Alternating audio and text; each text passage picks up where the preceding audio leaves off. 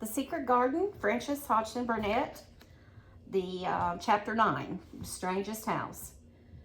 It was the sweetest, most mysterious looking place anyone could imagine. The high walls which shut it in were covered with the leafless stems of climbing roses, which were so thick that they were matted together. Mary Lennox knew they were roses because she had seen a great many roses in India. All the ground was covered with grass of a wintry brown, and out of it grew clumps of bushes, which were surely rose bushes if they were alive. There were numbers of standard roses which had so spread their branches that they were like little trees. There were other trees in the garden, and one of the things which made the place look strangest and loveliest was that climbing roses had run all over them and swung down long tendrils which made light swaying curtains, and here and there they had caught at each other or at a far-reaching branch and had crept from one tree to another and made lovely bridges of themselves. There were neither leaves nor roses on them now, and Mary did not know whether they were dead or alive, but their thin gray or brown branches and sprays looked like a sort of hazy mantle spreading over everything. Walls and trees, and even brown grass, where they had fallen from their fastenings and run along the ground. It was this hazy tangle from tree to tree which made it all look so mysterious. Mary had thought it must be different from other gardens, which had not been left all by themselves so long, and indeed it was different from any other place she had ever seen in her life. "How still it is," she whispered. "How still." Then she waited a moment and listened at the stillness. The robin, who had flown to his treetop, was still as all the rest. He did not even flutter his wings. He sat without stirring and looked at Mary. "No wonder it is still," she whispered again. "I am the first person who has spoken in here for 10 years. She moved away from the door, stepping as softly as if she were afraid of awakening someone. She was glad that there was grass under her feet and that her steps made no sounds. She walked under one of the fairy-like gray arches between the trees and looked up at the sprays and tendrils which formed them. "I wonder if they are all quite dead," she said. "Is it all quite dead, garden? I wish it wasn't." If she had been Ben Weatherstaff, she could have told whether the wood was alive by looking at it. But she could only see that there were only gray or brown sprays and branches, and none showed any signs of even a tiny leaf bud anywhere. But she was inside that wonderful garden, and she could come through the door under the ivy any time, and she felt as if she had found a world all her own. The sun was shining inside the four walls, and the high arch of blue sky over this particular piece of Misselthwaite seemed even more brilliant and soft than it was over the moor. The robin flew down from his treetop and hopped about or flew after her from one bush to another. He chirped a good deal and had a very busy air, as if he were showing her things. Everything was strange and silent, and she seemed to be hundreds of miles away from anyone, but somehow she did not feel lonely at all. All that troubled her was her wish that she knew whether all the roses were dead, or if perhaps some of them had lived and might put out leaves and buds as the weather got warmer. She did not want it to be a quite dead garden. If it were a quite alive garden, how wonderful it would be, and what thousands of roses would grow on every side. Her skipping rope had hung over her arm when she came in, and after she had walked about for a while, she thought she would skip around the whole garden, stopping when she wanted to look at things. There seemed to have been grass paths here and there, and in one or two corners there were alcoves of evergreen with stone seats or tall moss-covered flower urns in them. As she came near the second of these alcoves, she stopped skipping. There had once been a flower bed in it, and she thought she saw something sticking out of the black earth, some sharp little pale green points. She remembered what Ben Weatherstaff had said, and she knelt down to look at them. Yes, they are tiny growing things, and they might be crocuses or snowdrops or daffodils, she whispered. By the way, daffodils are my favorite. She bent very close to them and sniffed the fresh scent of damp earth. She liked it very much. Perhaps there are some other ones coming up in other places, she said. I will go all over the garden and look. She did not skip, but walked. She went slowly and kept her eyes on the ground. She looked in the old border beds and among the grass, and after she had gone around trying to miss nothing, she had found ever so many more sharp, pale green points, and she had become quite excited again. It isn't a quite dead garden, she cried out softly to herself. Even if the roses are dead, there are other things alive. She did not know anything about gardening, but the grass seemed so thick in some places where the green points were pushing their way through that she thought they did not seem to have room enough to grow. She searched about until she found a rather sharp piece of wood and knelt down and dug and weeded out the weeds and grass until she made nice little clear places around them. Now they look as if they could breathe, she said. After she had finished with the first ones, I am going to do ever so many more. I'll do all I can see. If I haven't time today, I can come tomorrow. She went from place to place and dug and weeded and enjoyed herself immensely, so immensely that she was led on from bed to bed and into the grass under the trees. The exercise made her so warm that she first threw her coat off and then her hat, and without knowing it, she was smiling down on the grass and the pale green points all the time. The robin was tremendously busy. He was very much pleased to see gardening begun on his own estate.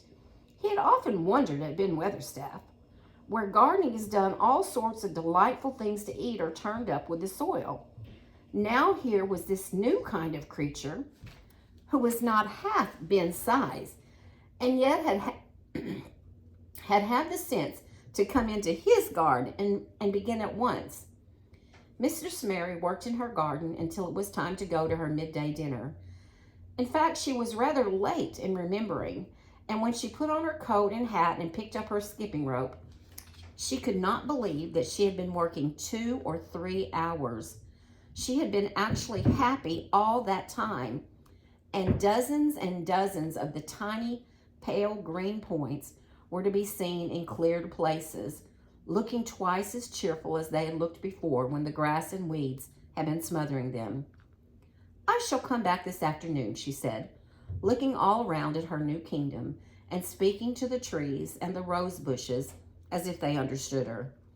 Then she ran lightly across the grass, pushed open the slow old door, and slipped through it under the ivy. She had such red cheeks and such bright eyes and ate such a dinner that Martha was delighted. 2 pieces of meat and 2 helps of rice pudding, she said. Mother will be pleased when I tell her what thy skipping rope's done for thee. In the course of her digging with her pointed stick, Mistress Mary had found herself digging up a sort of white root, rather like an onion. She had put it back in its place and patted the earth carefully down on it, and just now she wondered if Martha could tell her what it was. Martha, she said, what are those white roots that look like onions? They're bulbs, answered Martha. Lots of spring flowers grow from them. The very little ones are snowdrops and crocuses, and the big ones are narcissuses and jonquils and daffodillies. The biggest of all is lilies and purple flags. They are nice. Dickens got a whole lot of them planted in our bit of a garden. Does Dickon know all about them? Asked Mary, a new idea taking possession of her. Our Dickon can make a flower grow out of a brick wall. Mother says he just whispers things out of the ground. Do bulbs live a long time? Would they live years and years if no one helped them? Inquired Mary anxiously. There are things as helps themselves, said Martha. That's why poor folk can afford to have them. If you don't trouble them, most of them will work away underground for a lifetime and spread out and have little ones. There's a place in the park woods here where there's snowdrops by the thousands. They're the prettiest sight in Yorkshire when the spring comes. No one knows when they were first planted. I wish the spring was here now, said Mary. I want to see all the things that grow in England. She had finished her dinner and gone to her favorite seat on the hearth rug. I wish I had a spade, she said. Whatever dost thou want a spade for? Asked Martha, laughing. Art thou going to take to digging? I must tell my mother that, too. Mary looked at the fire and pondered a little. She must be careful if she meant to keep her secret kingdom. She wasn't doing any harm, but if Mr. Craven found out about the open door, he would be fearfully angry and get a new key and lock it up forevermore. She really couldn't bear that. This is such a big, lonely place, she said slowly, as if she were turning matters over in her mind. The house is lonely, and the park is lonely, and the gardens are lonely. So many places seem shut up. I never did many things in India, but there were more people to look at. Natives and soldiers marching by, and sometimes bands playing, and my ayah told me stories. There's no one to talk to here except you and Ben Weatherstaff. And you have to do your work, and Ben Weatherstaff won't speak to me often. I thought if I had a little spade, I could dig somewhere as he does, and I might make a little garden if he'd give me some seeds. Martha's face quite lighted up. There now, she exclaimed. If that wasn't one of the things Mother said. She says, there's such a lot of room in that big place. Why don't they give her a bit for herself? Even if she doesn't plant nothing but parsley and radishes, she'd dig and rake away and be right down happy over it. Them was her very words. Were they? Said Mary. How many things she knows, doesn't she? Ay, said Martha. It's like she said. A woman as brings up 12 children learns something besides her ABCs. Children's as good as arithmetic to see you finding out things. How much would a spade cost? A little one, Mary asked. Well, was Martha's reflective answer, at Thwaite Village there's a shop or so, and I saw little garden sets with a spade and a rake and a fork all tied together for 2 shillings, and they was stout enough to work with, too. I've got more than that in my purse, said Mary. Mrs. Morrison gave me 5 shillings, and Mrs. Medlock gave me some money from Mr. Craven. Did he remember thee that much? Exclaimed Martha. Mrs. Medlock said I was to have a shilling a week to spend. She gives me one every Saturday. I didn't know what to spend it on. My word, that is riches, said Martha. Thou can buy anything in the world thou wants. The rent out of our cottage is only 1 3/5, and it's like pulling eye teeth to get it. Now I have just thought of something, putting her hands on her hips. What? Said Mary eagerly. In the shop at Thwaite, they sell packages of flower seeds for a penny each. And our Dickon, he knows which is the prettiest ones and how to make them grow. He walks over to Thwaite many a day, just for the fun of it. Does thou know how to print letters? Suddenly, I know how to write, Mary answered. Martha shook her head. Our Dickon can only read printing. If I could print, we could write a letter to him and ask him to go and buy the garden tools and the seeds and at the same time. Oh, you are a good girl, Mary cried. You are really. I did not know you were so nice. I know I can print letters if I try. Let's ask Mrs. Medlock for a pen and ink and some paper. I've got some of my own, said Martha. I bought 'em so I could print a bit of a letter to Mother of a Sunday. I'll go and get it." She ran out of the room, and Mary stood by the fire and twisted her thin little hands together with sheer pleasure. "If I had a spade," she whispered, "I can make the earth nice and soft and dig up weeds. If I have seeds and can make flowers grow, the garden won't be dead at all. It will come alive." She did not go out again that afternoon because when Martha returned with her pen and ink and paper, she was obliged to clear the table and carry the plates and dishes downstairs. And when she got into the kitchen, Mrs. Medlock was there and told her to do something. So Mary waited for what seemed to her a long time before she came back. Then it was a serious piece of work to write to Dickon. Mary had been taught very little because her governesses had disliked her too much to say with her.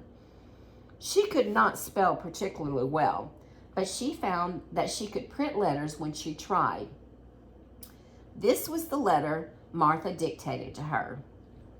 "My dear Dickon, this comes hoping to find you well as it leaves me at present.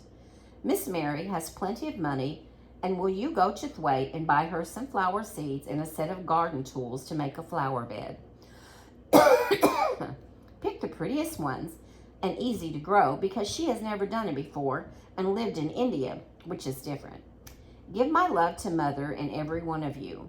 Miss Mary is going to tell me a lot more so that on my next day out you can hear about elephants and camels and gentlemen going hunting lions and tigers. Your loving sister, Martha Phoebe Sowerby." "We'll put the money in the envelope, and I'll get the butcher boy to take it in his cart. He's a great friend of Dickon's," said Martha. "How shall I get the things when Dickon buys them?" "He'll bring them to you himself. He'll like to walk over this way." "Oh," exclaimed Mary, "then I shall see him? I never thought I should see Dickon." "Does thou want to see him?" asked Martha suddenly, for Mary had looked so pleased. "Yes, I do. I never saw a boy foxes and crows loved. I want to see him very much." Martha gave a little start, as if she remembered something. "Now to think," she broke out. "To think of me forgetting that there, and I thought I was going to tell you first thing this morning. I asked Mother, and she said she'd ask Miss Medlock her own self." "Do you mean," Mary began, "what I said Tuesday? Ask her if you might be driven over to our cottage some day and have a bit of Mother's hot oat cake and butter and a glass of milk." It seemed as if all the interesting things were happening in one day. To think of going over the moor in the daylight and when the sky was blue, to think of going into the cottage which held 12 children. "Does she think Mrs. Medlock would let me go?" she asked quite anxiously. "Aye, she thinks she would. She knows what a tidy woman Mother is and how clean she keeps the cottage." "If I went, I should see your mother as well as Dickon," said Mary, thinking it over and liking the idea very much. She doesn't seem to be like the mothers in India. Her work in the garden and the excitement of the afternoon ended by making her feel quiet and thoughtful. Martha stayed with her until tea time, but they sat in comfortable quiet and talked very little. But just before Martha went downstairs for the tea tray, Mary asked a question. "Martha," she said, "has the scullery maid had the toothache again today?" Martha certainly started slightly. "What makes thee ask that?" she said. "Because when I waited for so long for you to come back, I opened the door and walked down the corridor to see if you were coming. And I heard that far off crying again, just as we heard it the other night. There isn't a wind today. So you see, it couldn't have been a wind." "Eh," said Martha restlessly, "thou mustn't go walking about in corridors and listening. Mr. Craven would be that angry, there's no knowing what he'd do." "I wasn't listening," said Mary. "I was just waiting for you, and I heard it. That's 3 times. My word, There's Miss Medlock's bell, said Martha, and she almost ran out of the room. It's the strangest house anyone ever lived in, said Mary drowsily, as she dropped her head on the cushioned seat of the armchair near her. Fresh air and digging and skipping rope had made her feel so comfortably tired that she fell fast asleep.